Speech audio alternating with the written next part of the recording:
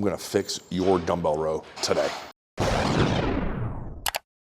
All right, here we are, West Main, and I'm at the dumbbell rack. And if you follow this channel for any considerable amount of time, you know my love for the dumbbell row. As much as I see this done in gyms, and as well as clients sending me these for form reviews, I continue to get bad form. And you would think, right, it's a dumbbell row. You bend over, you row it, you pull your elbow towards the ceiling, and it's simple as that. Sadly, that's just not the case, right? So, and here's what I think the true heart of the reason is. We have all these influencers and teachers and educators, and they are overcomplicating exercise. And they're starting to make you get too much here and not enough here. So what I mean by that is, you're thinking too much and you're forgetting to just pull the freaking weight. Like, oh, it has to come out at this angle and I need to do it this many second negative and I need to hold the contraction at this. And it's like, I'm pretty sure when I saw Ronnie Coleman pull a 200-pound dumbbell, he was just ripping that motherfucker. He didn't really think about it. Now, I know probably the best genetically gifted bodybuilder of all time may not be a great example, but you get my point. Like, it's too much here and not enough inside the muscle. So let's get over this dumbbell rack, and I'm just gonna show you some really common errors that I continue to see, and I'm gonna show you some perfect form reps so that you can take your form at home, match it right beside mine, and then do a form check. And this is the way we'll get your back growing today. Error number one, you're just bracing too high on the rack, right? So if I'm here, you see how tall I am? So what this is gonna do is this is gonna make me to wanna pull with my trap. So he wants me to get trap. So even I'm doing the step forward row, like 9 times out of 10 if I'm this high, I'm gonna wanna pull this way. Don't.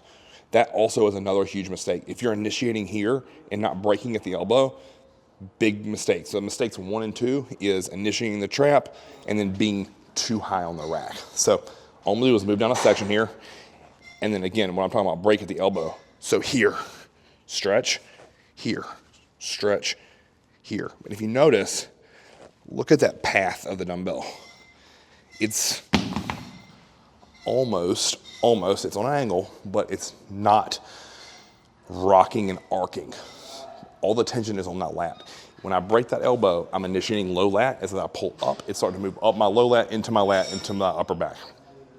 That's how you know you've done a good dumbbell row. The way you don't is when you arc and swing it. So let me show you that. I see this very common. It's arc and then swing, arc, swing. It's just, that's momentum, guys. This is not lat. This feels good on the contraction because I get up into it and squeeze that lat, but through here it's dead. All it is momentum.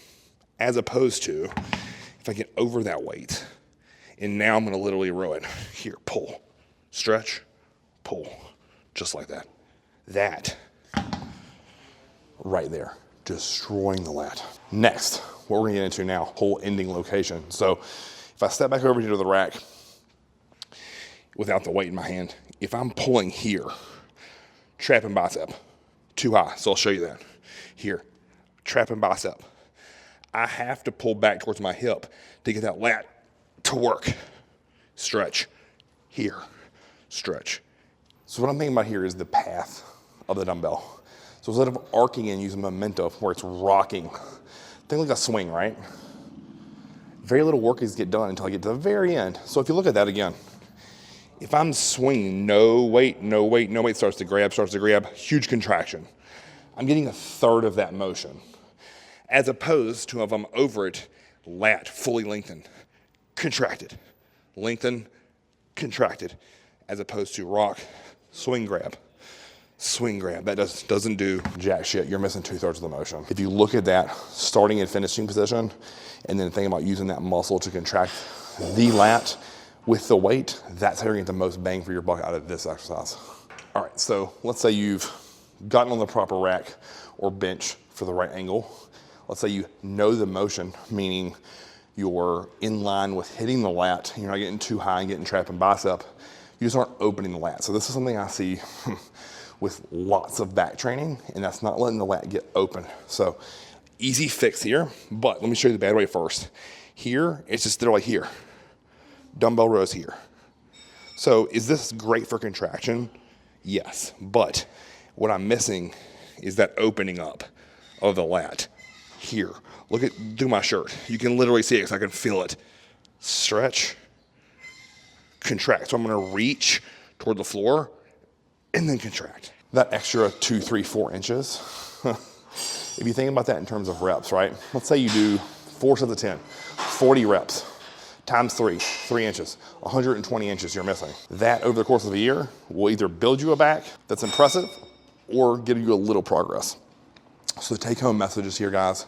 Watch this form of the dumbbell row, do it right, do it properly, and I promise you'll have a bigger, better back because of it.